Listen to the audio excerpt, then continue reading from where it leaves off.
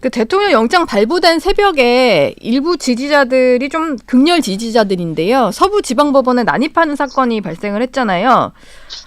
보니까 저도 뭐 벽을 깨고 창문을 깨고 난입하는 이런 모습을 영상으로 보니까 상당히 좀 많이 위험한 장면이었는데 의원님은 이 장면을 어떻게 보셨나요?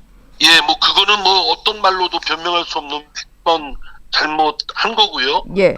뭐 그거에 대해서는 응당 책임을 뭐 져야 되는 건 또 마땅합니다. 다만 뭐 그거는 뭐 잘못한 건 그 뭐 더 얘기할 필요도 없다고 생각되고요. 그러한 물리적이거나 폭력적인 방법으로 해결할 수도 없고 오히려 사태를 악화시킨다라는 점을 말씀을 드리고 싶고, 그래서 오히려 자중자애가 좀 필요하다. 네. 이런 말씀을 드리고요. 다만 사법이 또는 기성 권위나 기성 제도가 사회 구성원들로부터, 특히 젊은이들로부터 많은 신뢰를 잃고 있고 권위도 인정받지 못하고 있다.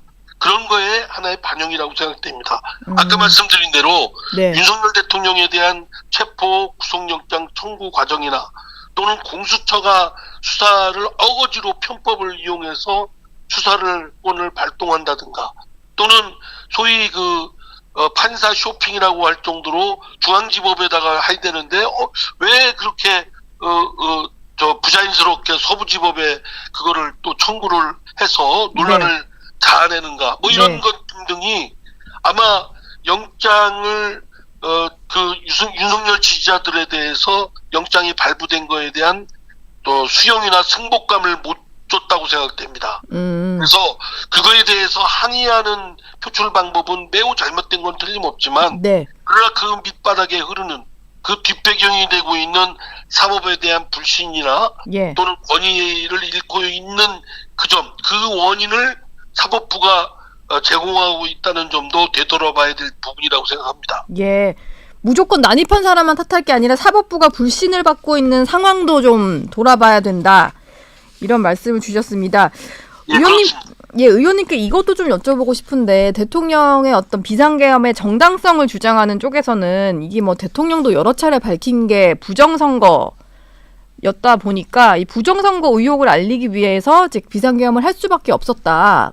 이런 논리들을 많이 펴니다. 뭐 김민전 의원 같은 경우는 가장 적극적으로 이걸 좀 뭐 알리고 있는 의원인데, 의원님 생각은 좀 어떠세요? 부정선거 때문에 비상계엄을 할 수밖에 없었다. 여기에 좀 동의를 하십니까? 그러니까 부정선거를 했는지 안 했는지는 밝혀져야 될 부분이고요.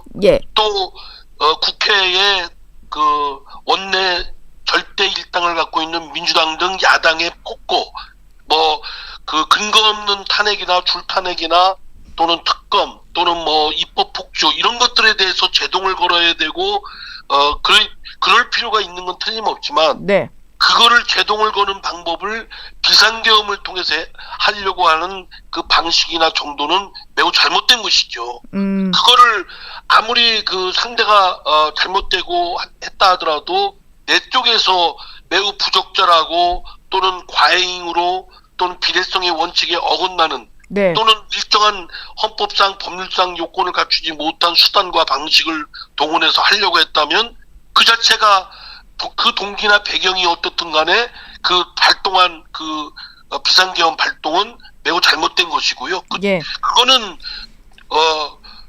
대부분의 국민들의 합리적인 상식이나 그런 이치에 비춰보면 그거는 거의 컨센서스를 이룬 거라고 생각됩니다. 근데 윤석열 대통령의 일부 지지자나 또는 국민의힘의 일부 지지자나 또는 사회 일각의 분들이 선거 부정이나 또는 민주당의 폭고 뭐 이런 것들을 제동을 걸기 위한 비상계엄 발동은 불가피했다.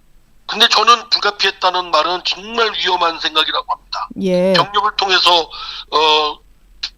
비상계엄이라는 극단적인 조치를 통해서 이를 해결하거나 또는 그를 제어를 할 수 있다고 생각한다면 오늘날 대한민국 국민의 그런 수준이나 민주의식에 비춰보면 전혀 동떨어진 얘기거든요. 거기에 오류가 있다고 저는 생각합니다.